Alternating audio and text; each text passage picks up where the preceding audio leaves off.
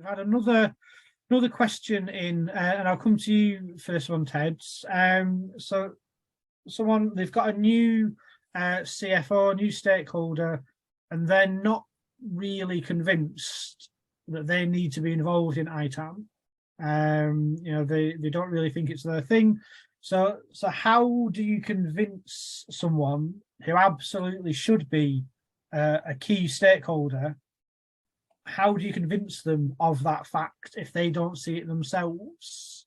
Have you had any experience with that at all, maybe? Oh, absolutely. So I think first and foremost, and this holds true for any stakeholder, winning over that stakeholder is critical. It's important. We talked about in the beginning of the call, is understanding that person's challenges and how we might be able to relate or help them overcome those challenges. So, making sure that we gather the information before we communicate. Study, there's a human side to it. Study the personality of the stakeholder. By understanding them, you assess what the best approach might be for communicating with them. Being able to relate to their needs, consult with them early and often, and just listen to them.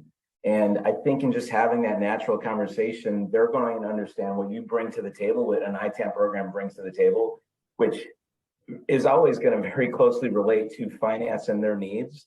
Help them identify some things that maybe they haven't even realized, that how, like for example, not having insight into assets status, for example, something as simple as that, where lost and stolen assets, they might still continue to depreciate them, and not having that insight of something is as lost or stolen, and they might be able to write that off a lot earlier before the depreciation cycle.